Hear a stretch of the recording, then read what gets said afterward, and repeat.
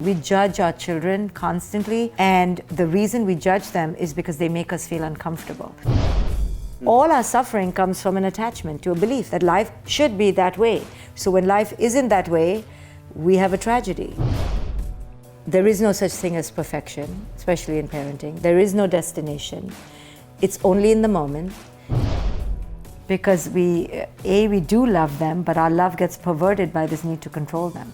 This episode is brought to you by Nail It and Scale It, the world's leading fast growth program for businesses. If you have ever wanted to grow your business faster than what you can right now, if you need to make more revenue, if you need more leads, if you need more clients, if you need to know how to plan your business in a strategic way in order to hit big goals, if you need to learn how to scale your business and grow your team and your business so that you have more freedom, then this program is for you. Imagine 3 days immersed with me where we cover all aspects of business, but we do it from an immersive but also an execution standpoint. We execute every step of the way. And we're looking at 5 key areas. We're looking at your psychology. We're looking at your marketing, your sales, your leadership, and we're looking at your planning and how we integrate these 5 key areas to grow your business and your brand quickly. So if you'd like to find out more information, kerwinray.com.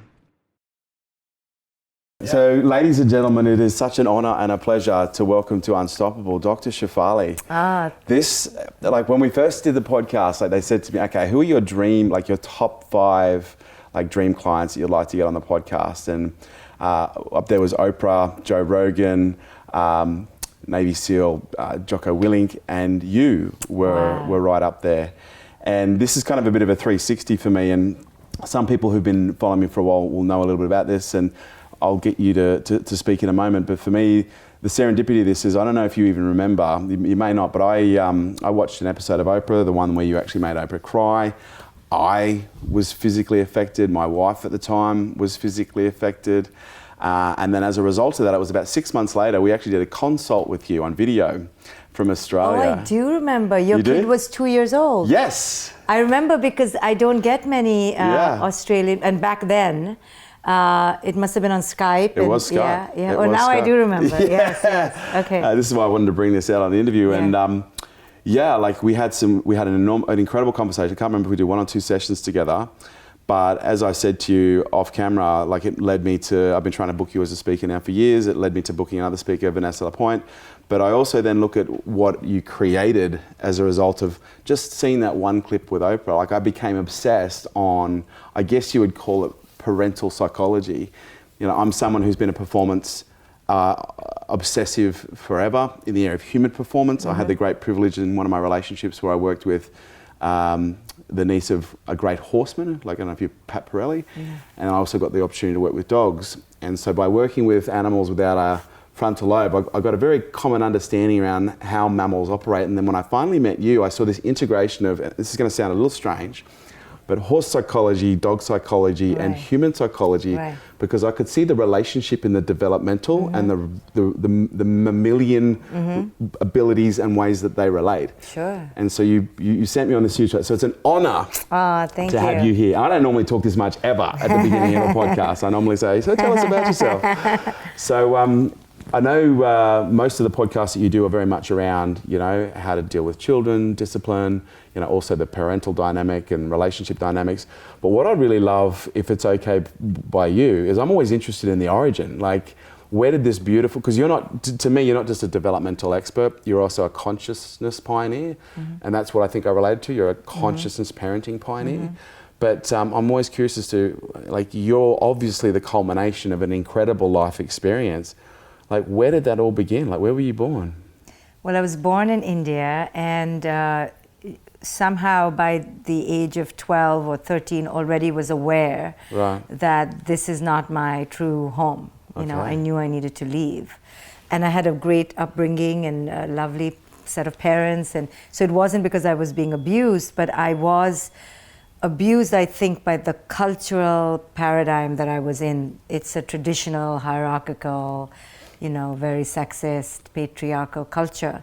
So I was definitely under I was definitely pillaged by it. I felt very abducted by it. Wow. Yeah, as a girl. Okay. And I think because I look a little different than the prototypical You are, Indian. yeah. So I think I was marauded by that patriarchy, and I wanted to escape from a young age. I understood it was stifling for girls. Right. I understood it was suffocating. I intuitively, by the age of 12, knew that I am done, it was interesting because in my home it was lovely, but right outside the cultural forces were very strong.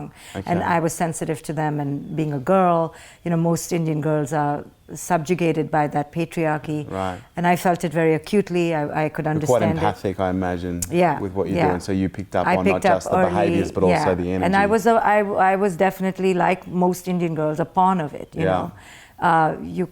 It's really hard, and you to be a girl in India growing up in the 70s there. So do you think that applied a layer of maybe slight energetic trauma that provoked you to move something? I must have, because I've often asked why by the age of 12 did I want to leave so badly, given how beautiful my immediate home was. So how conditioned the culture is. So now I've understood there must be these things. It's only in retrospect. Back then I just knew I needed to leave.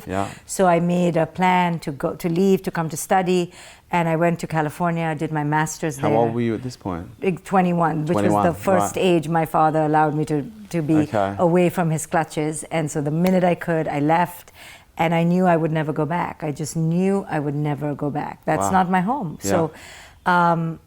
And I studied psychology in San Francisco, but also as soon as I kind of landed, I went back to my roots in a way, because I began meditating and was introduced to Vipassana meditation.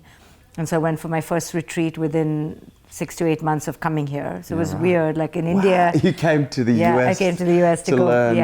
Wow. Yeah, I knew what I needed to do. You found your center. Yeah, I just knew what I needed to do. And then I think experienced my first epiphanic spiritual breakthrough at 22. And right. Was that during a meditative experience? Yeah. I mean, I understood the impermanence of life and the death of the ego, but I was too young, it was too young for me. Yeah. So it was a lot to assimilate and integrate. I was still very mainstream, wanted to do so many mainstream things, but then I had this atypical kind of breakthrough, and it was hard to integrate. So for many years I lived a parallel life of the mainstream and then this esoteric, but underground, integrated both of them. Right. And then I became a parent and really saw the coming together. The coming together of that. I really saw it. Yeah. That you can be the most loving parent, but there's this ego which you tame in meditation, but now you have to bring it into your parenting. And that was my experience. Yeah. Because I'd learned how to manage the emotions with the horses. I'd learned how to manage the emotions with the dogs, but I was trying to work with this child, and I was like, I know, the it's ego was present, the different, emotions were coming up, and I was like, but that's how I was shown. Yeah. And I was showing too, even though I'd been meditating for a decade. Wow. But your ego as a parent is specific, it's unique, it's untamed, you've never seen it before. Yes. So now you have to learn this whole new language of parenting but being conscious. And so there really was the evolution of my way of thinking. And so at what point in your life did you start to become curious about how the mind works? Like when you went to university, was this already a foregone conclusion that you were going to study psychology? I think so. I think I was always fascinated by people. Prototypically I wanted to be a child, a teacher of children as a child. That's just predictable, but really to be in the service of humans and to understand why we do what we do. But I knew that by the age of 13, 14 already. Yeah. Were there any defining moments in your life where you experienced either a behaviour from yourself or an observation of behaviour from others, and you found yourself really curious as to, well, I know that doesn't look right on the outside, but I'm really curious as to what's going on the inside and maybe how I could help shape that? Like, did you ever have those kind of, or did that come later on as you developed? No, I think earlier, like I said, observing this patriarchal culture and seeing women treated. That's so interesting. So that was actually quite formative as a part of your interest in psychology, was the cultural thinking. To see culture, and I understood that there was a perversity here, and it was not okay how women were treated. It's not okay. I didn't have the language, but I had a vehemence to understand it, and a protest. I was angry at how women were treated at a young age. Wow. And then... Were you quite vocal at a young age about it as well? I didn't have the speech or the articulation. Okay. But I just had an antipathy for the patriarchy, and I didn't know why. I was like, why do I just want to run away from it? But I later could understand how suffocating it was for me, because I knew I was an exploratory being. I wanted to be free, but all I was met with was you can't. You have to be married by this age. You have to be docile and meek and subservient and know how to cook. And I mean, it's the traditional roles for women, you know. And I protested against that, but there was no room to fight except to leave. Yeah. So I just had to leave to find myself. And so what age did you graduate? College, university. I left at 21 already with the master, 1 year of a master's. Oh, so you already had a master's, but that's a shorter program. Gotcha. And I was younger, and And so at what age? So when you left school, did you go straight into the master's? I came here to do a master's. Yep. And then I worked, and then I did my PhD. Okay, right. And once you did your PhD, what came then? Then was the child. Right. Then you had the child. Right. We, you know, and then you become a parent, and then everything kind of fades away, right? You know, you wonder who you were before you were a parent. What did you do before you were a parent? And that's my curiosity. Like, was it a foregone conclusion you're in psychology, but was it also a foregone conclusion that you were really going to go specialise down that path of the developmental side? No. Or did that not come until? Until I became a mother. Right. And then I saw the roar of my own ego. And I think I realized that we are in trouble, you know, as parents. We're doing these things unconsciously. And I began speaking up for myself. You know, I began educating myself through my own observance of my own ego and deconstructing myself. Like, why am I so angry? Or why am I so afraid? Why am I anxious if she doesn't poop by the age of 2.2 years, you know, or walk by 3.6, or whatever the milestone was? I was measuring this child and causing myself anxiety. So I began observing myself and began to see the insanity, and then began to ask, where does this come from? And to realize it comes from culture. And my own upbringing also, and then trying to really hunker down on what about culture has sent us off this trajectory as parents to be so controlling out of fear. It was interesting. I don't know, do you know of Caesar Milan? Yes. I'm a huge fan of Caesar. Right. He's right up there as well. He's in that list. And one of the things I love about Caesar, he goes, you know, I don't train dogs. He goes, I train the human and I rehabilitate the dog. Right. And when I was exposed to your material, I saw the same, I guess you could say, frameworks really applying. Right. And so is that what you kind of started to look at, was the behaviours, and going, well, hang on, this behaviour, it's not so much the child that I need to really be looking at here. It's like, what am I projecting that's perhaps, you know, creating or contributing to this behaviour? Right. This infant cannot be the cause of my temper tantrum. Right. This 2-year-old cannot be the reason I have lost my cool in such a drastic, dramatic way. So I have to look inside myself.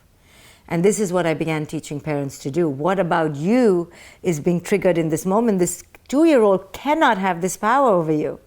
Because if this 2-year-old did have this power, then all of us would have the same reaction to every behavior on the outside. But the fact that every behavior elicits a different reaction shows us that it's us. So what about us is being evoked, being activated? And typically it's an old childhood wound or a cultural misbelief. You know, we've bought into a false reality. My kids should. You know, this is bad.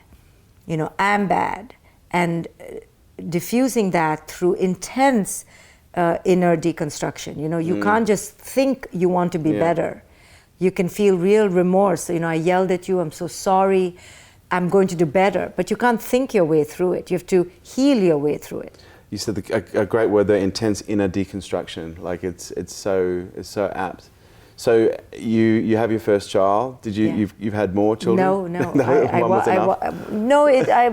I like every parent thought I'd have a gaggle of children, and that's what I deserved. I was entitled to, and then I couldn't conceive. So then I had to again ask the question. You know, now what? What does this mean for me? And what path will I choose? Okay. And I often... So you had tried to have more kids, you'd gone through the process? No, I didn't go through the process. I went through the process in my mind, but I really questioned, you know, whether to do it artificially or keep it natural. And then I, you know, with everything in life, I try to go down the path of least resistance, you know, and accept the as is. And what are the lessons now for me with one child? And how do I see the death of my fantasy of having this big family and understand that was a false attachment. It was a false idea. It was an image I created of this family, and I needed to let it go. And so in that actually was a huge birthing of greater wisdom, you know. And then similarly, when my child doesn't conform to my fantasy again, I'm able to do the same process of understanding what was my attachment, why do I have this fantasy, what does it say about me, who will I be without it, and where does it come from? What is the source of this fixation I have? And all our suffering comes from an attachment to a belief that life should be that way. So when life isn't that way, we have a tragedy, you know, we experience great suffering. But the wisdom of the mystics says, you know, accept what is. And when you accept what is, you flow through life, you know, and children teach us that. Children, when they come so young, they're so capable of being in the here and now, you know. They can have huge outbursts in that moment, but now they're in a new moment. And we're still in the old moment, you know, we're still upset. But the capacity to follow children's ways in the here and now teaches us to be more present. Yeah. You know? The correlation with working with animals is just so... Have you ever trained animals? Or No. The correlation is just uncanny. It really is. Yeah. So I'm going to assume this naturally had a flow-on effect to you commercially. Like, but remember, just about animals, most animals are in captivity. Yeah, it's true. And we'd love to do that with our children, but we can't. You know? But that's so, the aspect of, I guess you could say, working with animals that I'm really in love with is the conscious aspect. Because there's the traditional, which is the traditional parenting, the traditional training with a dog, the traditional training with a horse. And then there's conscious training with a parent. There's conscious training with a horse. It's conscious. And but unlike an animal, you know, you can't you can't pack your bag and leave your kid, you know, and go Although my cat did.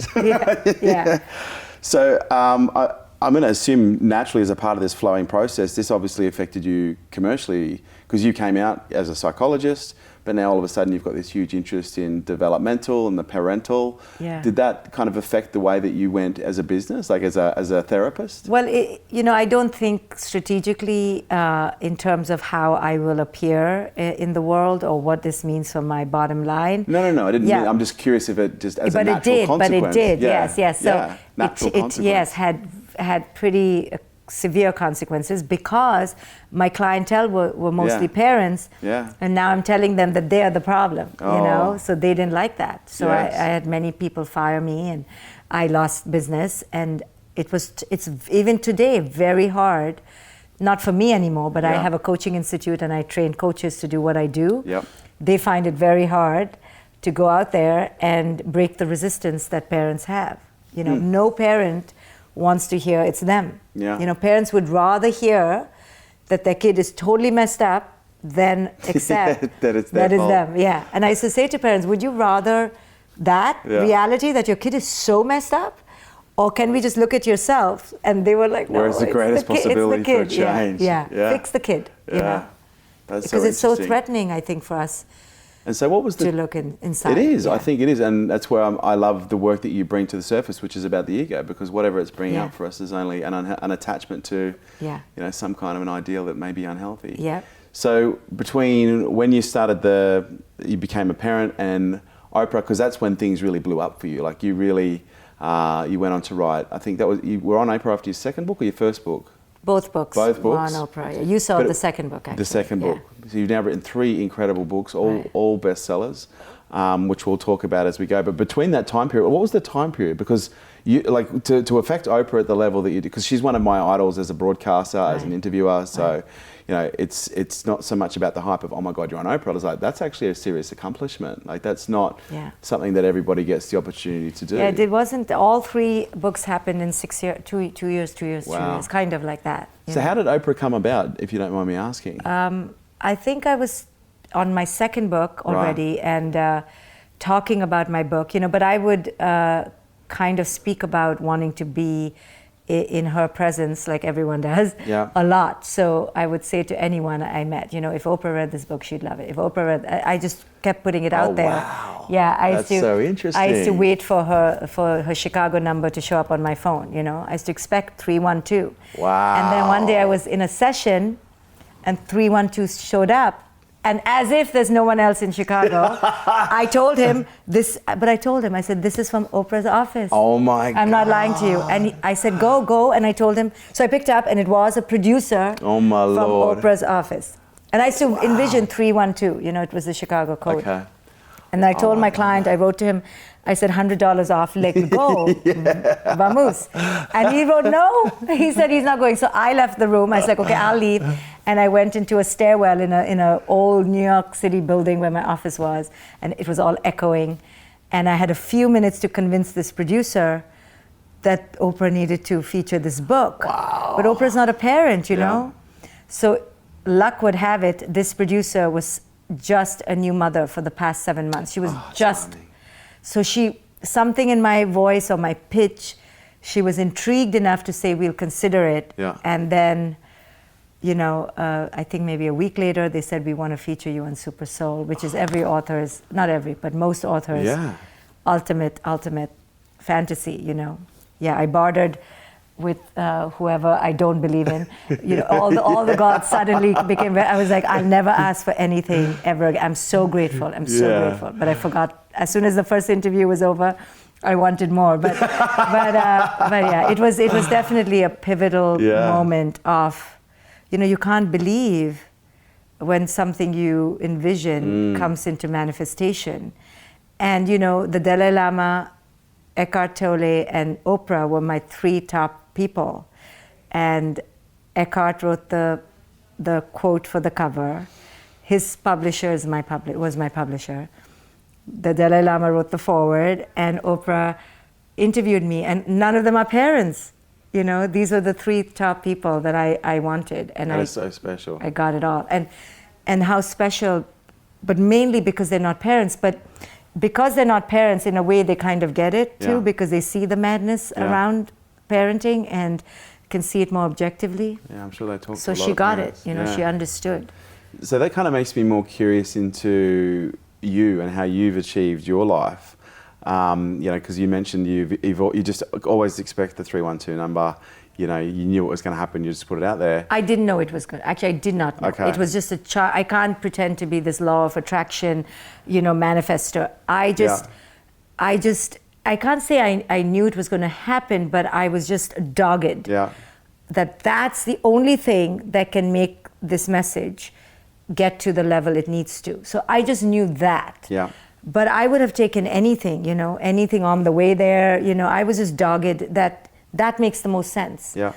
But I never knew it would actually happen, Well, look, I guess everyone's got their own, version of the law of attraction. But have you got rituals that you have learned over the years that you have used in order to manifest certain things or perform at certain levels? Because I can only assume doing what you do, like if you don't show up, then, for a long time we didn't get paid. So there's been times where you probably had to show up in situations where you didn't feel like going to work. You had your own stuff going on. Yeah. What are your little rituals or routines or mental, spiritual hacks that you've used? I think I look at the space I'm in. So this spiritual world, this, non-traditional world that we live in. And I look at who are the main players in that world. Like, you found me, I'll find you. And I connect the dots, and I try to connect the dots. But I do so without hustle, without craving. Yeah. But in my 20s, I definitely hustled and I definitely craved. Yeah. This is me talking now, having kind of connected many dots. So there are phases that we go through. But I think I see the space I want to be in, and I find my way to be in that space. And I think that's how we attract. We have to become it, be in it, live in it, breathe in it, and then we surround ourselves with that community. So for example, I found that I wanted a community, but I didn't have one, to talk this language. So I just created one. Now I have a big community, and I've trained people to talk to me the way I want to be talked to, and now we're all growing together. So you have to surround yourself, and you hear this all the time, but it's really a fact. It's a real fact. You have to be in it. You can't watch it from the outside. You can't think it. You have to envelop yourself in that. Yeah. So for Oprah, for example, I began, talking to everyone in that space. And I put myself out there. And I literally can tell you the dots that took me to her. I know exactly the 4 people who were pivotal, the last 4 people who just turned me around the corner. But it took me showing up. Yes. And just doggedly doing the work. Yep. And I say this to all the people who want to pursue their passions. You just show up in that space. Don't show up in some other space. Show up in the space you want to be in and grow in, and just keep showing up. Be a volunteer, offer a free lecture in a basement. I did all those things, you know, do it for free at first, serve, and speak. Like, speak it out. Express it. Don't leave it buried inside you. People are not psychic. So I talked about Oprah to everybody. I still remember I used to tutor math in a little kitchen in Queens, and after I got on Oprah, the mother wrote to me and said, I remember you telling me in my little kitchen in Queens when you were tutoring my kid in math that you're going to be on Oprah, you know, or that you want to be on Oprah, you know. So I used to talk about it, like, in case she knew someone who worked at Oprah's house. You never know. You have to put it out there. And I think many times we feel so inferior that we pedestalize people on the outside and think that we can never be part of that world. And the people who are on the pedestal are quite lonely because no one is talking to them. You know, I feel that now, that no one wants to approach me because they're afraid. And when they realize that I'm approachable, you're approachable, then they're like, oh. But the truth is we are approachable. And the truth is Oprah was approachable, yes, albeit 10 times more people are trying to get to her, so it's harder. But she, as a person, was so receiving. We're receiving. But people are afraid, and I was afraid too, until I broke down that barrier in my mind. I'm not inferior, and no one is superior. Now, how do I just show up? Without those games in my mind of who's better than me, who's worse than me, I just need to do the work and show up. I love that. I'm curious though, there's probably been times where you've experienced levels of, you know, because a lot of parents ask the question about, or we talk a lot about, and as a result we get a lot of questions around regulation and dealing with stress and, you know, helping, but it's often in the child's perspective and helping a child learn how to regulate and understanding the mechanics and the environment that supports that. But I'm curious for yourself. Like, I know for me, I grew up with massive social anxiety and all sorts of stuff that really pushed me in the pursuit of learning how to regulate because I just didn't feel completely normal. And so as a result, I came up with my own little process, and, you know, it works really well. It's something you talk about a lot, but I'm curious, like, when you're overwhelmed, like, similar to what you're saying, you're human. You know, I'm sure you probably have situations where you've, you know, either maybe raised your voice at your child, or you've had a bad day, or you've 100%. sworn. Like, we all have those days, everything, right? Yes. But oftentimes people only see what's on the camera. Like, has stress played a role in your life? And I'm going to say, if it has, what are some of the techniques that you have used or developed, again, as little rituals that you've used for yourself in order to be able to regulate and deal with it? Yeah, no, stress, of course. You know, being an immigrant in this country and not having money at all, and having to struggle my way up, I was very much under stress. And when my daughter was born, you know, every $10 I paid to the nanny, I was like, I used to count it, you know, and barter. Should I not have a shower? Should I not go to my PhD school, you know, course, because I'm spending money? So, you know, I definitely had rough times and stress and sleeplessness, insomnia, all the things that busy working mothers especially go through. But I learned to meditate at a young age, so that was a huge mitigator. But I still wasn't above losing my shit, you know. I mean, I'm telling you, I am literally the poster child for this work, because I'm a psychologist. I understand development. I'm a meditator, and I was still losing it. That's why I have deep compassion. Like, what chance does another parent have? You know, I mean, I could blame my kid. My kid is really special in like triggering me. But come on, you know, you wouldn't expect it from a meditator, and I didn't expect what I saw coming out of me from a meditator. I used to think of myself so highly, you know, till I was brought into shambles, and. I realized that this is some other level of, you need some other level of supernova, intergalactic, like Buddha level skills to be a parent. Jedi parenting skills. Yeah, Jedi, you need some other level. Because I thought I was it. Yeah. But it's only me. And then you realize that everyone struggles, and the more compassion I have for myself, I can have for others, you know. And I'm relatable in that way, I think, because I've done except like literally spank my kid, but I've imagined it. Yeah. You know? I would really like it. Like even any parent that hasn't spanked their kid, I'm pretty sure has imagined it. Right. So point. I'm not. I don't pretend to be this, angelic parent. So compassion is a way for yourself, is a tool that you use for. I think meditation, which teaches you the pause, which makes you aware in the moment. Of course, after the disaster has struck, but soon you learn to be more preemptive. Yeah. So learning the power of the pause and seeing how the past wants to infiltrate the present moment, and how your past childhood patterns want to flood the present moment, so much so that you're not even seeing the child in front of you, you're just completely projecting from the past. That power is the Jedi skill, you know, is to pause and see the past becoming projection. And if you can disrupt that pattern, you free your child.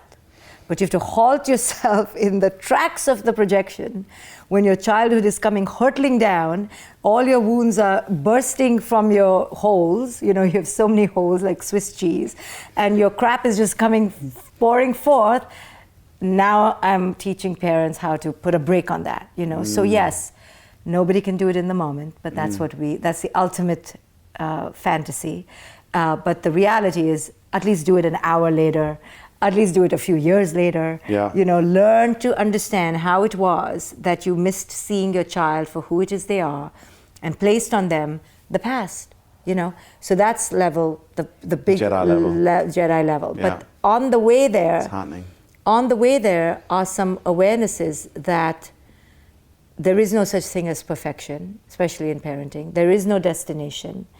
It's only in the moment. It's really all play, if we can enjoy it, you know, and that's why our children are such masterful gurus, because they're in play. And we've lost play. We've become linear. We think there's a point to this whole thing. It's not a game, it's serious, but really it's a game, it's just play, you know. And so understanding that was huge for me. And then understanding that everyone is at a different point of consciousness. So I have compassion for myself back then and then yesterday, because I realized, oops, yesterday I was at that really low level of consciousness. And today I'm going to raise myself to a better level of consciousness. So there's no end perfection here in a sculpture that you can place in a closet. It's every day, it's moment by moment, and it's shifting. And ultimately it's about how do we live in our heart, more in our heart and not in our ego, you know? I've seen hindsight be used as a really powerful psychological tool to help people integrate negative past experiences as really positive ones. Yeah. You know, because oftentimes people say, what was the worst thing that ever happened to you? And they say, oh, well, this happened. And then, you know, oftentimes 6 years later or 3 years later or 3 months later, they go, oh my God, on reflection, if that hadn't have happened, this wouldn't have been, wow, right, that changed you my begin life. to appreciate the vast interplay of cause and effect. But in the moment, you're scared. But that's my curiosity. Like, I'm curious to know from you, like, have you ever looked at ways to pursue hindsight in the moment as a concept, as a tool for a mind that's maybe perhaps busy? As you meditate more and more, and that's my main pathway to wisdom, you see the irrelevance of all the form-based seductions. Yeah. So if the C grade comes, you learn that it's a seduction.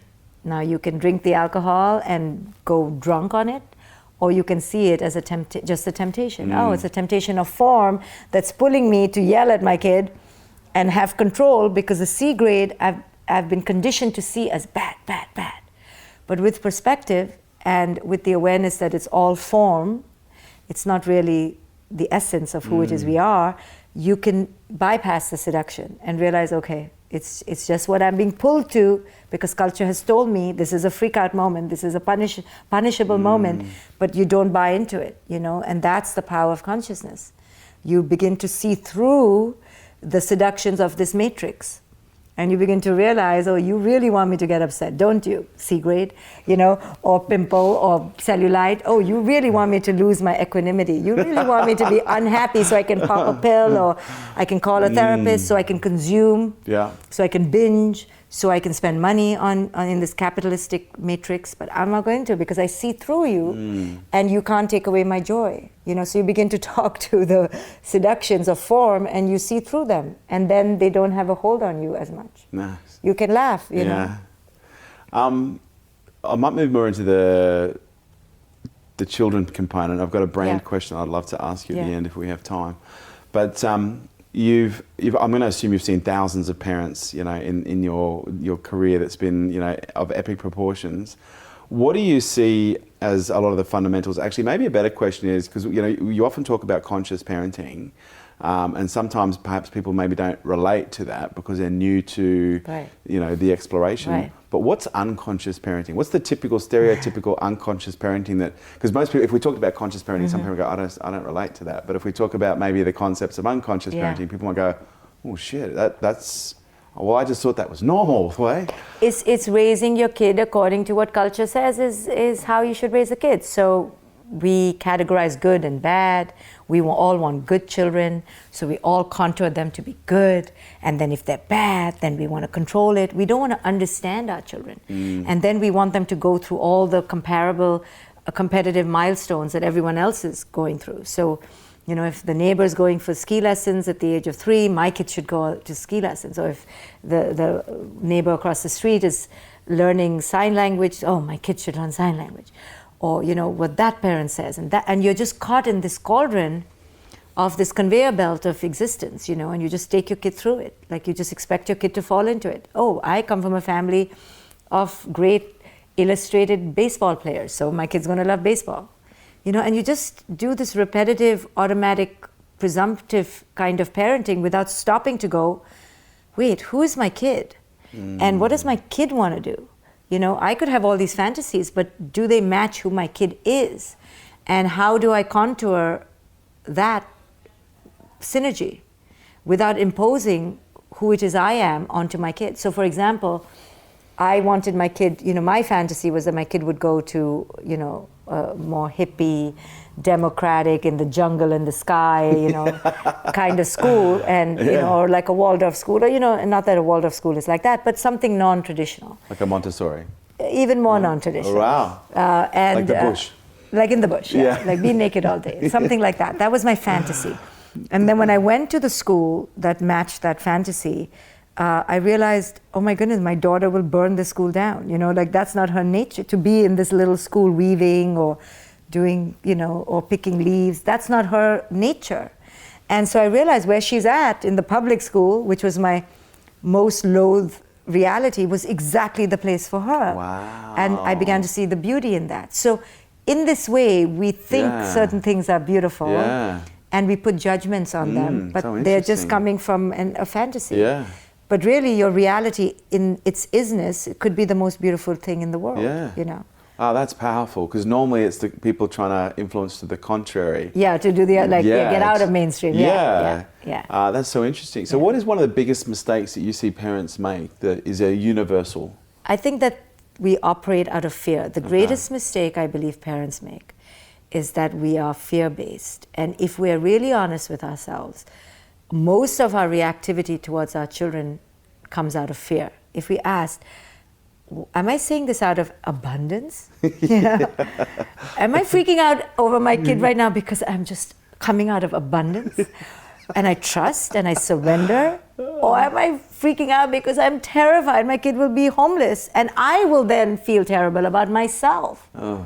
That's the ultimate knock. It's not how bad my kid's life will be, but how bad I'll feel that my kid's life is so bad. So that's why we all want our kids to be happy, because we feel good. But just that goal of wanting your kid to be happy is so utopic and so silly, really. But so cultural. Like, you even hear that. What do you want for the atypical spiritual types? What do you want for your child? Well, I don't care what they do as long as they're happy. Yeah, and I don't say Wow. I may say it if I've fallen into some stupor of culture. But most typically I won't even use that word, because I know that I don't really want that for my kid, because that's impossible to want. I want my kid to live her life, their authentic life. Wow. And if their life happens to be one where they are, being ravaged by storms or tsunamis, or dealing with depression. Dealing with depression. Yeah. Well, I'm not going to make her feel like, oh, she's just wasted her whole life. Damn, I failed. Yeah, I failed. Yeah. Your whole life is a cross. Cross it out. Wow. Do we live authentically or do we try to be happy? And I want to be authentic. So if I'm crying all day, like say even today, if I cried all day, I won't look at it as a bad day. I look at it as an intelligently authentic day. I obviously had reason to cry, and I cried, and then I'm happy another day, and that's that day. And then another day is a dissatisfied kind of bored day. Then that's that day. I don't take any of it seriously, really. Yeah. The happiness, I know, is very fleeting. And so is the sadness. So I'll cry, big deal. And so I'll be happy, big deal. None of it really touches the core of who I am, which is just presence, right? We are ultimately just beings who are here. So we've put all this pressure on ourselves to be happy, and then to be successful, and then to go to this kind of college, and then to have this kind of job, and look this certain way. Especially women have to look a certain way now. And we don't accept ourselves, and we loathe ourselves, really, and then we loathe our lives, and we compare ourselves to other yardsticks, and we are miserable. And so the only antidote is radical acceptance. Tara Brach has this beautiful book called Radical Acceptance. Yeah. That's the only answer, is radical authenticity, radical acceptance. Radical honesty. Radical honesty, and radically not giving two F's about anything else. There's something else I'm curious about. Do you think another mistake that parents perhaps make is they build dishonest children by lying to them, thinking they're doing them a favor? Yeah, for sure. And I guess you could say it starts maybe even with Santa Claus. Oh my God, to all the the point time. where we lie to our kids if there's something going on. But we're lying to them by being prophetic, like we know the future. We're lying there. We're not prophetic. And you'll be unhappy, or you won't get a good job, and the kid is in 7th grade. And also, when you look at the counter of that, when kids lie, and then when they perhaps tell the truth, and they get in trouble for telling the truth, and they end up in this kind of a bit of a quagmire. How do you deal with that stage when it comes to dealing? I had a few questions on the way here from parents. Actually, do you mind if I ask? I'm going to go in another direction. I had one of the bigger questions I get from people is when a child first comes into this world, they're obviously very helpless.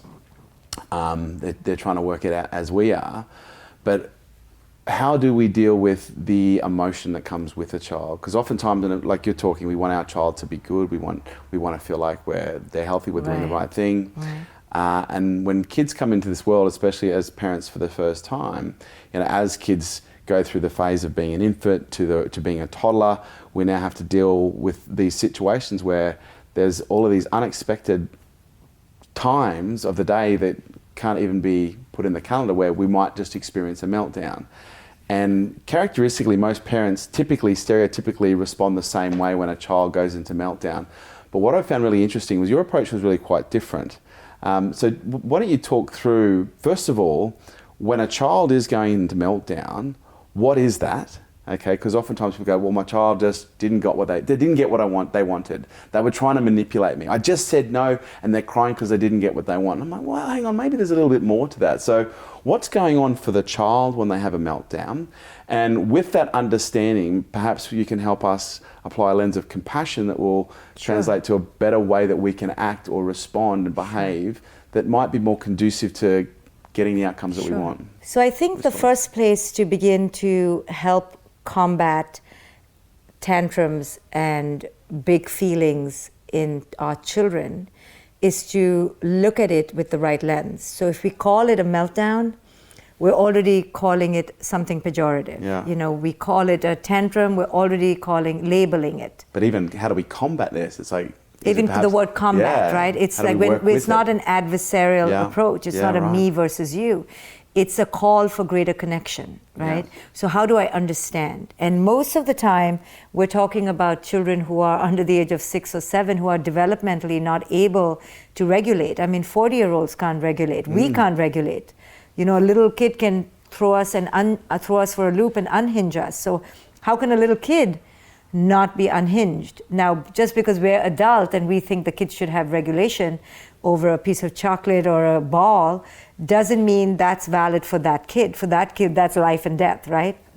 It's so important for the kid. So we have to have understanding of the development. We just see it's just a chocolate bar, but neurologically that's connection for them. But in the same way, if our Gucci shoes got burnt down, the kid would not care and we would care, right? Yeah. It's just relative to different what values. Right? For the kid, that little bead is so important, and for us, our Louboutin shoes are important, right, or whatever. So it's just a matter of judging. We judge our children constantly. And the reason we judge them is because they make us feel uncomfortable.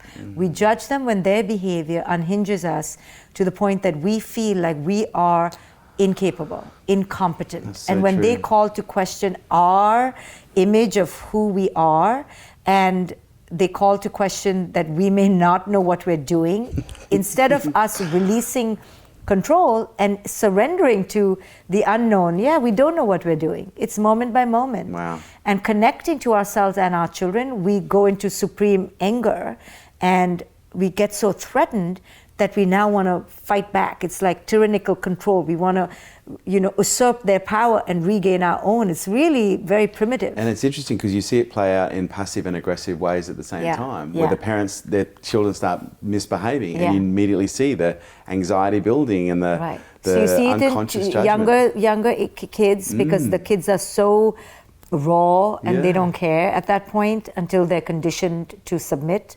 But then you see another uprising when your kid is 14, 17, and how triggered parents get when a teenager bangs the door or is rude to the parent. The parent can't take it. How old is your kid? 6. Oh, you have a long way to go. I My daughter's I'm early. 17 now. Wow. So, I see how a 17-year-old... You don't look old enough to have a 17-year-old. Yeah, what? You don't look old enough to have a 17-year-old. And I'm not, spiritually old enough to have one, that's for sure. But I can see how activating it is when a teenager rebels against your authority. Now, if you're a parent who desires authority, I gave up authority a long time ago. But if you're a parent who's attached to authority and is attached to an idea of control, toddlerhood and teenagehood is going to throw you for a loop, And so you want to prepare yourself to abnegate your throne. And teenagehood is all about the abnegation of the parental throne. And parents are not ready to give up the throne, they want to be on the throne. And you can't in teenagehood. They will usurp you. They will tell you go, especially if you're not a benevolent ruler, and if you haven't been benevolent enough, they're not going to tolerate. Well, do you think that'll increase the probability of rebellion? Like if you are, because one of the concepts that I became quite familiar with as I was researching this more and more, was the idea that the more we dominate and suppress and use aggression and manipulation and perhaps lying to get the behavior we want, ultimately when they become wise enough of the age where the real issues are created, they're not going to trust us. And as a result, when they don't trust us, they won't talk to us and they will rebel.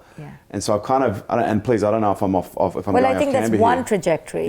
Then the other trajectories where you see children numb themselves and through substances, and they withdraw and they rebel against themselves. Ultimately, we don't want our children to have to rebel to find who it is they are. So if they can be as close to who it is they are, then they won't have to go down this circuitous path that all of us did, where we absconded ourselves to only have to find ourselves again for the next 30 years of our life. You want your kid to be as close to their authentic self, even if you don't like how that looks, they're not. Because if they're not and they follow your dictates, eventually that suppression of the true self will erode at them to the point that they'll have to go and, find their way again. So you don't want them to go through the path we all went through. Find the self, we had the self, we lost the self to reclaim the self. It's often interesting how we go for speed and convenience over what's long-term effective. Because what I started to realize was when I stopped trying to manipulate my son's behavior, it required a lot more discussion, a lot more communication, which took a lot longer. But ultimately we'd still get the same result. Right, so we want quick fix parenting. It's too annoying to sit and talk, Who has time to meditate, These things require a whole different way of being, which sees through the illusion of busyness, So it's kind of simplicity parenting, it's slowing down parenting, slow cooker living, where you just go into another gear you realize the illusion of all the madness you've bought into. Yeah. You can still play the game if you want, but understand you're playing. It's not the life that you want to live. The true life is in the here and now. And slowing down to have the presence to be in the moment, you know? We're seeing a whole raft of new ways to regulate come into the market, from technology to new substances, drugs, the evolution of alcohol, it's how it's packaged and marketed.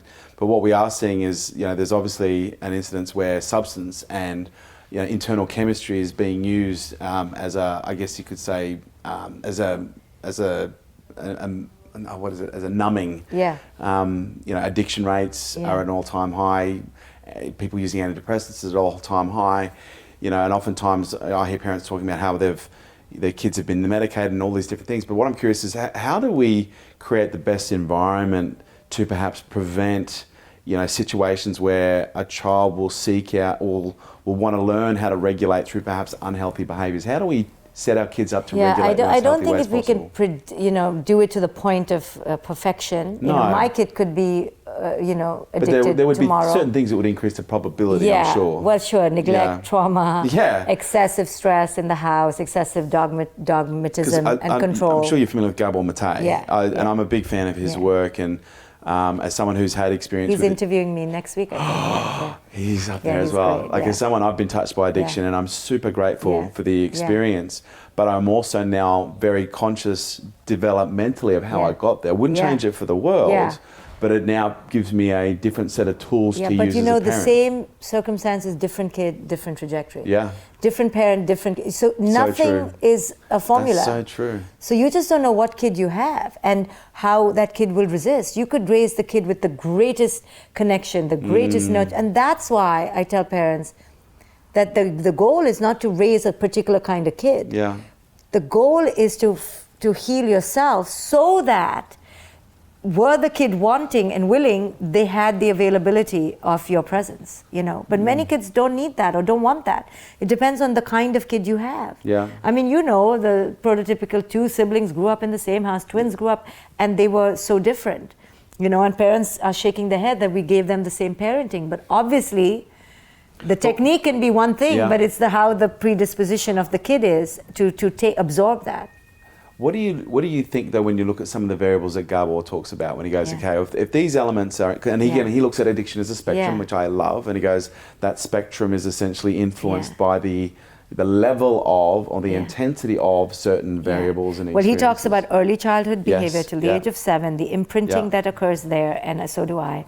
And if you don't have connection and attachment, not Safety, the spiritual kind of attachment, but like the safety, security, predictability, constancy, and nurturance, attunement, soothing, then quite likely, if an infant has increase in probability. Increase in probability. Potentially. But again, it depends on the kid. Yeah, again. You could have a kid with all those things. That's such a good who neutralizer. Still goes, such a good neutralizer. So we have to let go of the control, but you're right. We create the probable conditions for... That's really more where I'm going. I don't even want the parent to create any conditions. You know why? I want the parent to focus on their healing. When they heal, the conditions get created, right? Don't pretend to paint your wall into a pretty color of lavender because that is said to work on a particular part of the brain in a way. Yeah. Like, don't look at the outside. If you heal enough, chances are, the highest chances are, you will create a secure atmosphere. Because you're a secure human being. You're grounded in your own being state. So you're going to exude that, right? That's you can have meta. Right? You can have all the techniques down, but you're miserable while you're breastfeeding, and the kid absorbs that. I love that. It's like it's the literal essence of cause and effect. So how do you make it consequential? Not effort. Yeah. Like how do you create what's inside within yourself. you? And when you're in a great mood, and I see this with my daughter, and she's in a pissy, 17-year-old mood, she can't really get me down. I'll be like, oh, you hate this? Oh, too bad. Or I'll tease her. I just won't get affected, which bothers her greatly. As it would any 17-year-old. Right, she gets more angry with me. But why should my cheer go because you're hormonal or you're 17? Because I know That's your time to be in a bad mood or, rebel. You or, had your time. I had my time. This is your time. Go ahead. Have your time. Express. Yeah, don't be cheery and optimistic and, be who you need to be. This is your time. Just like a toddler's time is to be a total mess. That's what toddlers do. You take away the chocolate and they're supposed to go crazy, go ape shit, batshit crazy. That's the toddler's prerogative, A teenager's prerogative is to be rude and be dramatic and, be, apocalyptic about everything. That's their time. To think they're invincible, to sneak around, to think they've got a one-up on you. That's their first foray into their power. And you want to take that away from them? Like, why? Of course they're going to miss curfew. What did you think? They're not going to miss curfew? So why are you upset? Of course they're going to dabble in experimentation of some sort. And then when they do, you're appalled. But you did the same thing. It's like, which level of piety are you coming from, right? So I'm shocked my daughter is more well-behaved than I was. That shocks me, not the other way around. I'm shocked. I'm like, you're not like sneaking out at 2:00 and sleeping with boys like I wanted to do and probably did. You didn't. I go, that shocks me. Yeah. Because I'm expecting normal adolescent behavior, for example. Your interpretation. And then I'm expecting. I'm just expecting the whole gamut. I'm just expecting the unexpected, I'm just expecting all of it. The predictable, the unpredictable, because I don't hold a standard to what is a good life. I think that's one of my biggest wisdom lessons of not holding a standard. You're a kung fu master of kids, and the reason I say that is like I've done a lot of martial arts, and one of the most potent forms of martial arts I've seen is a formless style. There is no form. Yeah. Like it is literally based on the flow of the body. That's it. I think you absolutely nailed that. And seeing through the form. Yeah. And not getting caught up. And again, I fall into that trap all the time. It's like, well, give me the process. Like, give me the 1, 2, 3. And that can sometimes be supportive as a step in the evolution. Yeah. But ultimately, that's only going to work until you get to the point where it doesn't. Yeah. And there'll be something else. Discipline is a big thing that I think every parent deals with, even with themselves and their kids. When we look at conscious discipline, because I think we all know what the traditional model of discipline is. I think most people by now, and this is shocking. I shared this in another interview.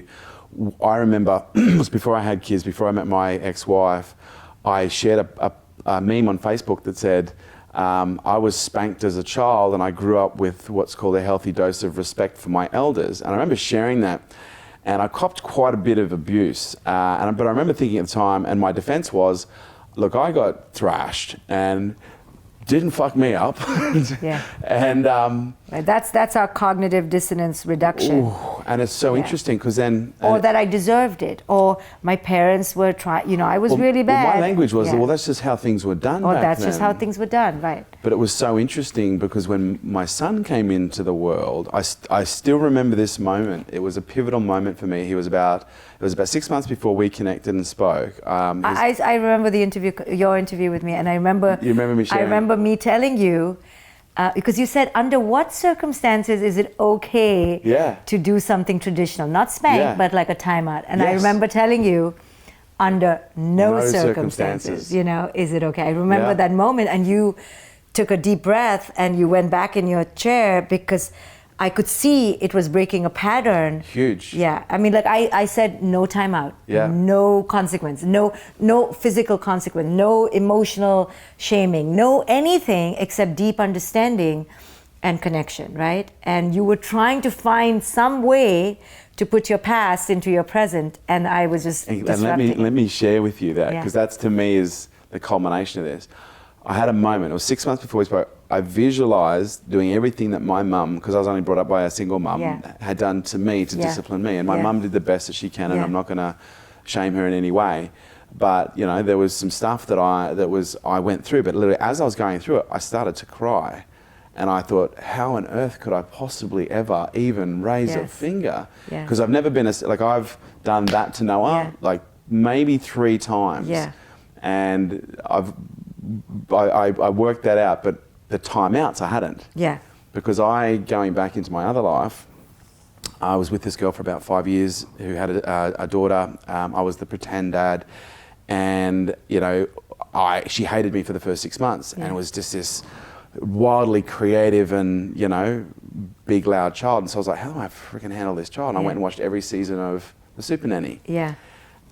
And I developed a level of effectiveness from that. But what was interesting, it got to the point where it worked to a point. Right. But it didn't make me feel good. Right. Like I felt terrible. Right. And it wasn't consistent. And that's when I started to speak to you, and I was like, okay then, so how do you discipline a child? And I remember I sat back, I was like, okay, I can't use me. Yeah.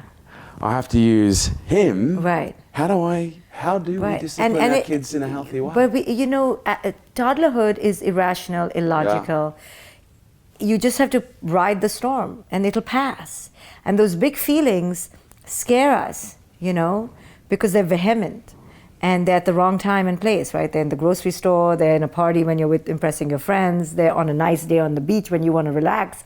It's terribly inconvenient to have a toddler go off on you, right? Because they don't care about social mores.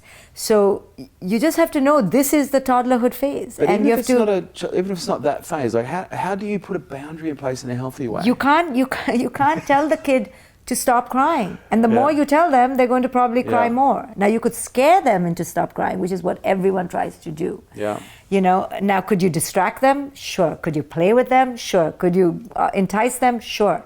But typically what people do is scare them into stop having big feelings, only because the big feeling is terribly inconvenient. But it's just a feeling, and we think it'll never end, but it kind of passes. And learning to contain the toddler through our gaze, through our presence, through our emotional steadiness. I didn't know how to do this either. I had to learn, fast, how to be there for a toddler. It used to bother me when my kid used to have these extreme outbursts and rages, right? You want to fix it, you want to manage it. And then I learned, the best way to fix it is just ride it with them and it'll pass. But it used to unhinge me so much. We're anxious beings and we want control. And toddlerhood is our first foray into not having control. But by the time we have a second and third kid, we're kind of seasoned. We ignore we walk over the kid. The kid is having a tantrum. The first kid brings out the worst in us because we treat them like porcelain. But by the second and third kid, we realize no one died, nothing happened, there was no brain damage. This is just the part of the course, and then you manage it better. So moving away from managing the meltdowns, more into perhaps the later stages, 5, 6, 7, 8, 9, 10. How do your child does the wrong thing? They say the wrong thing, do the wrong thing based on whatever value system or cultural system that is in place. How do you impose the concept, not discipline, but the concept of a boundary in a way that is healthy, that you might call as conscious discipline? Right. Now, there are different ways to do it, and I can't say I have the best way. It depends on the child, again, depends on the parent. I often work with the parent's limitation, Okay. For example, I'm an extremely, hippie. I may have no boundaries, really. I have to really train myself to be bothered by things. That's my falling and my failing. Yeah. So similarly, if I have a parent like me, I'll be like, come on, say something, wake up, do something. And I have to train the person that that's inappropriate, right? Yeah. Because I'm so easygoing. So if a parent is like that, it'll be harder for them to discipline. Okay. Versus another parent who's controlling, right? Don't put your shoes here. That parent needs to back off, right? So it depends on the style of the parent. And I can't make a parent somebody they're not. I work with the consciousness of the parent I have, and then the consciousness of the child we have and their nature, and we try to find a match. Or I show the parent, this is why it's not a match. This one is really, in your face dominant. You have a dominant kid and you're a passive parent, you're going to clash. Or you have a passive parent, you have a dominant parent, passive kid, a dominant parent. So I try to show how the energies, the natural energies of each other are causing the problem. And the answer is not even to fix it. The answer is just to understand it. And within that mess, kind of work something out. And keeping the predominant focus on connecting with your kid, and to stay away from control. Because the more you see things to be fixed, the more things look wrong, right? If all you have is a hammer, everything looks like a nail. So how do you avoid looking at the lack and fixing your kid to relaxing in their presence. And all of us fall into that. We see our kid lying on the couch. The first thing we think of, have you done your chores? Did you put away your toys? Did you have a shower? And the kid just wants to connect to you. My daughter used to say that to me. The minute you come and talk to me, you want to fix me. And my kid told me that. And she actually still tells me that. Like, please don't give me instructions, right? Because we think they're projects, waiting for us to fix them, you know. If we didn't tell them, they won't know how to live, right? But these are our delusions. Because we do love them, but our love gets perverted by this need to control them. I love how meta you are. Like, you really do go above it. Like, you just go above it, which I think takes a lot of the, a lot of the thinking out of the process, which is really quite unique. Like, even to people in your space. Yeah. When people think about having kids, and again, most of my audience who's watching this, a lot of them is going to have kids, but there's also, we touch older demographics, whereby as a result we have 12, 13, 14-year-olds, 21-year-olds, and as a part of our audience, younger demographics as well, is what I'm saying. Most people, when they think about having kids, they go, okay, well, I got to get acupuncture, I'll get my diet right, I'll get my health on point, I want to be as fit and as healthy, and I want your sperm to be clean, so we'll all get cleansed and fast. And they often do a lot of physical preparation in the pursuit of having kids, but oftentimes people don't think about the mental preparation. And I don't mean about just like, oh, okay, it's going to be a lot harder. But with your experience, like, for those people who know it, whether it's going to be in the next 6 months or the next 6 years or 10 years, at some point I'm going to have a child.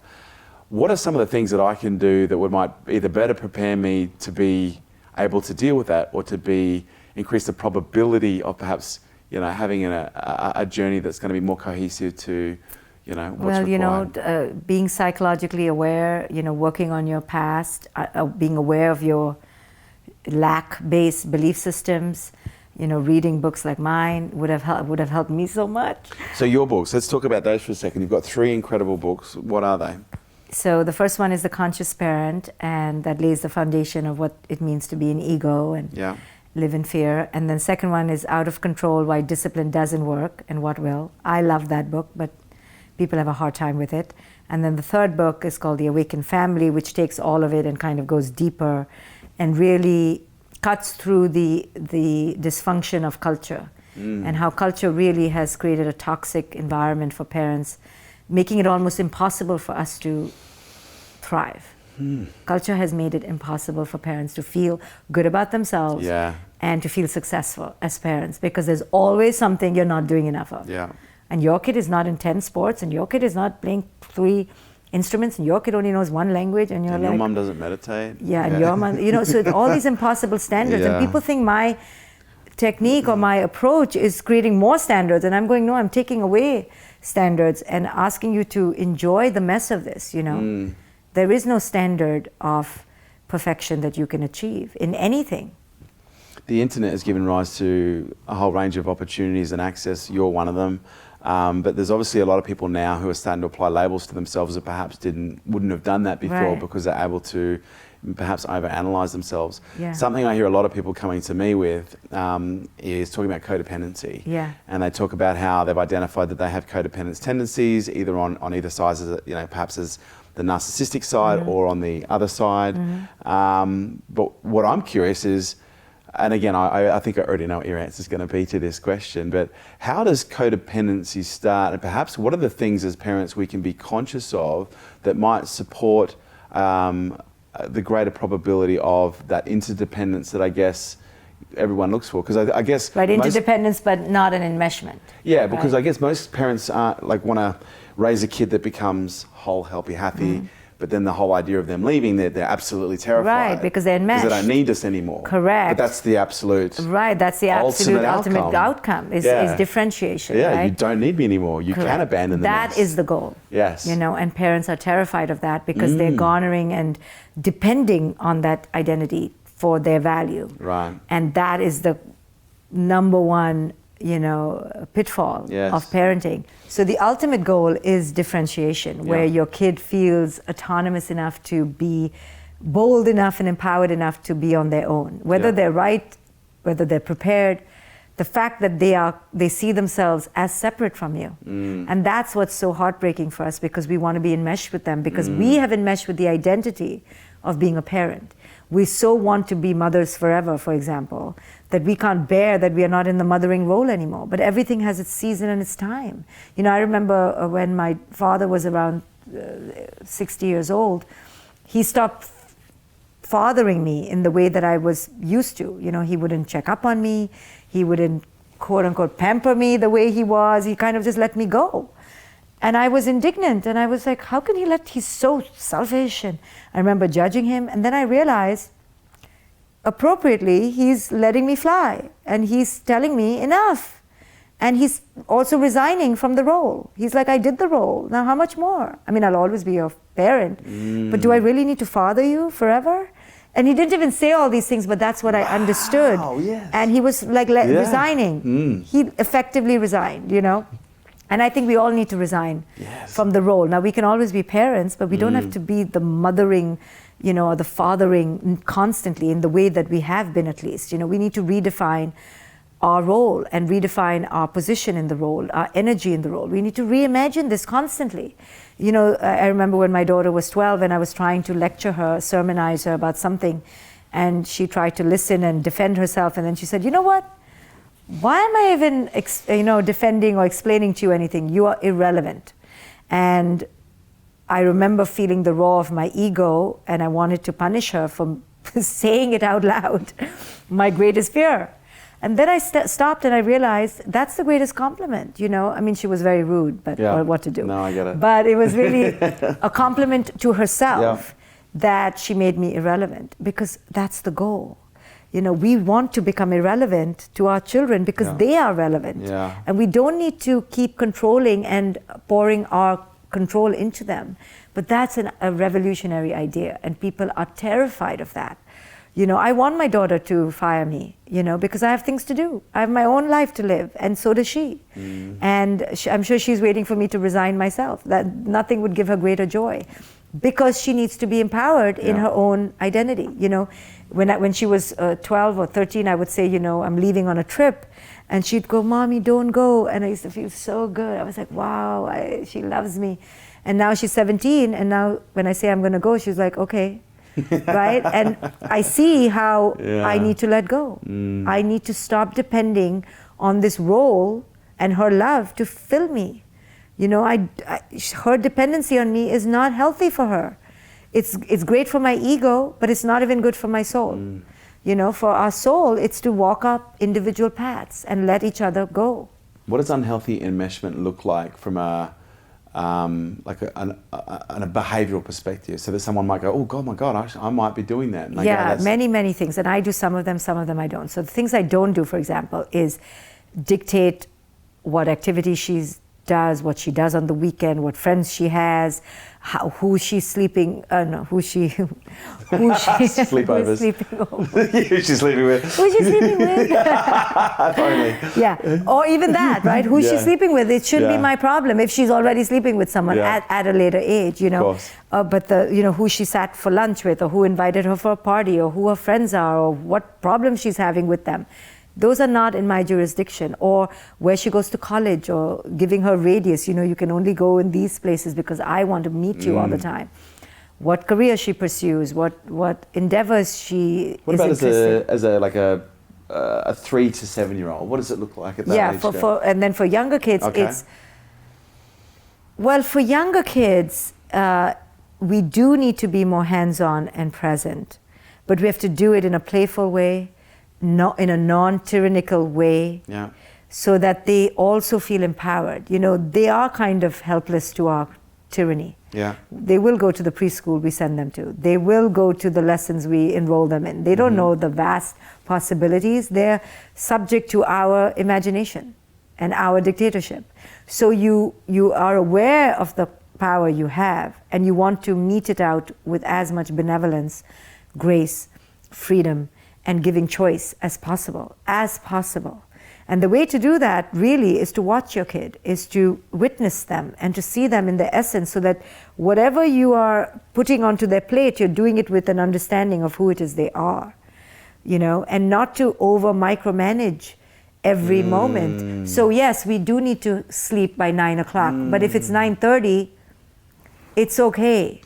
everything should be in a range of possibility, you know, so that your children feel ease and flexibility and playfulness at that age, you know, and then as they grow older, to watch yourself. So for example, my inability to undifferentiate comes when I ask my daughter, you know, have you done your homework? It just comes out of my mouth. And how stupid, because she always says yes. I don't think she's ever said no. But we keep doing the same dance. Yeah, because I feel like I'm in control. Yeah. I need to check that box, you know, or I'll be like, did you have a shower? Again. She's never going to say no, or she's never going to say, oh my goodness, you're right, I'm going right now. You know, but I feel like I'm obsessed there, and I can't untick myself. It's like a tick. But being aware is the first step. So all I'm saying to you is that all of us have these obsessions, you know. Yeah. Do it this way, do it that way, and we want to control our children. But It's be that aware. micro-control versus it's a mark macro. of control, yeah. Well, no, what I meant was micro-control Yeah, versus macro. Yeah, macro is high-level trusting, boundaries, trust. and Micro understanding. Is, don't do that. Put your shoes Yeah, up. we Don't put do it that. here. And from Yeah. 5 to 6 we do this, and from 6 to 6:15 we read a book, and from 6:15 to 7 we pray. And Yeah. oh my goodness, you're setting yourself up for failure. You know, why are you doing this to yourself? You know, because you want to control the unpredictable nature of life. You know, and releasing that is scary for people. You know, and as your kid grows into teenagehood, you know, I still do this. Did you do your homework? Did you do that? You know, and silly questions. Yeah. Which really nobody should be allowed to ask after a certain age, but we parents think we can keep asking. You know, my mother still asks me questions that I at 47 now tell her, Mom, stop. You know, she's still doing it because she can't get off the bandwagon of being a mother. Yeah. So when do we stop? Wow. You know? That's very powerful. Okay, last question. Why, two-parter, why do you do what you do? Like, what's the reason that you do what you do? And the second part is, what would you love your legacy to be? And I know from my sense you're not attached. Yeah. You're very much whatever will be. But I am curious Yeah. as to what is it that drives you? Like the reason? Well, I think I see people suffer, and Yeah. I understand why they suffer, and I want to offer them a pathway when they're ready to suffer less. But I don't want to take away their suffering. You know, I'm not invested in taking away people's suffering. Yeah. I am offering a hand, but I know that their suffering is part of their evolution. So why would I rob them of it, you know? I'll just show them the meaning of their suffering, and so that they can have consciousness in the suffering. But I never say don't suffer. You know, I'll say let's be conscious in our suffering. Let's be conscious in our depression. Let's be conscious in our addiction. And when you're ready, your consciousness will grow to a point that you're so ready that one day you'll just step out of it. You know, that's the organic way to heal. You know, not to say be happy, not to say don't suffer, you know, go, this is why you're suffering. Now let's be conscious, suffer, but be conscious that you're choosing the suffering at this point, or you're willingly co-creating the suffering at this point. You know, so stay in the unhealthy marriage. Please, it's your prerogative. You know, I'm not going to tell you to leave, but understand this is why you're not leaving, or this is why you're in it, or how you're co-creating it, you know, and now be illuminated in your suffering. At least let's not pretend the suffering is being done to you, you know. So I think that's what motivates me, is to help people be conscious, help people live their most awakened life, and to laugh at themselves and to play. What does that give you when you're able to do that? Yeah, I think it definitely gives me a lot. Yeah. Okay, others I wouldn't do it. You know, I'm not a Mother Teresa here, Yeah. and I'm sure it gave Mother Teresa a lot. You know, nobody does anything because we're some great beings, at least not me. I do it because I get a payback, and the payback I get is a great rush of gratification to see like I helped somebody, to see somebody suffer less. It gives me great joy, you know, and that's why I'm hungry for it. And that's my payback, you know. If I kept doing it and they were miserable, I wouldn't do it anymore. I'd be like, that's it, you're too miserable. Yeah. But I see the change in people. And when I see them suffer less and find freedom and laugh at this whole joke, cosmic joke that we're in, it does give me, you know, a shot of dopamine, and that's my addiction. You know, that's why I do it relentlessly, passionately. I'm excited. I want to be part of that. You know, I want to be part of the joy, of the alleviation of suffering. I want to be part. That's the party I want to be at. You know. Oh, do you mind if I ask another quick Sure. question? Are you seeing a change in the trajectory of the culture of parenting in terms of? Very, a hair. We work in the 0.0000001%. So do I see it? Definitely. Is it ever going to be what my legacy would want? Never. So I don't even think of a legacy. It's in this moment, in this period, and that's it, know. So there is no vision of a legacy for you? No, I don't even think my daughter will teach or embody what I'm. Yeah. It's ended even here. But you've created an institute now. You have coaches out there. I know. Like you've created a movement. You've almost, been a part of. So if you believe you've moved the needle. Like you've started in many respects. I think the needle has moved. Yes. There's something called conscious parenting out there now, thanks to the books. But I also think there's a bigger conversation around consciousness in general, because consciousness is coming more and more to the surface. Like we can't. So I'm part of the conversation. You're part of it in a very important part. Yeah. Because it's where we all begin, right? Yeah. So I'm thrilled to be part of it. I'm humbled to be part of it. I'm not a creator of anything. I'm just grateful to be invited to the party. I'm so grateful when people want to talk about consciousness with me. I mean, what a great job I have to help people become more conscious. It's the most elevated discussion and the greatest semantics we can share. It's the most elevated dialogue I'm privileged to be part of, and then it's called my work. So it's a great honor for me to be able to talk this language and live in this vibration. But it ends kind of in that moment, know. It's for this moment. We did great. We had this conversation. We shared it, and now tomorrow we can be the most unconscious, and that's part of the journey, right? That's part of the moment. I can't thank you enough for this opportunity to get to interview. This has actually been a massive and a tremendous highlight for me. If there's one thing you'd like to leave the listeners with, is there one just short piece of advice that is quite meta, because you're beautiful and you're meta? I think it's just to laugh at this whole ridiculous setup that we call, our world. It's really quite a joke to me. I'm sorry. I mean, I'm not laughing at it, but I do laugh with it. It's hilarious to me, the things that we take so seriously, and we've created all these institutions, and we're so serious about our beauty, and it's just hilarious, and if we can inject humor in all of it and play with it, then we live quite free. We're not bound by rules or what will other people say, and we just laugh. We realize it's all unconscious.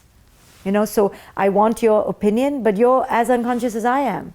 So why am I giving you any power? And then you take your power back and you live your life your way, And I think that's the greatest freedom to give people, is take the power back. You've given power to this matrix that is unconscious, It should just be laughed with.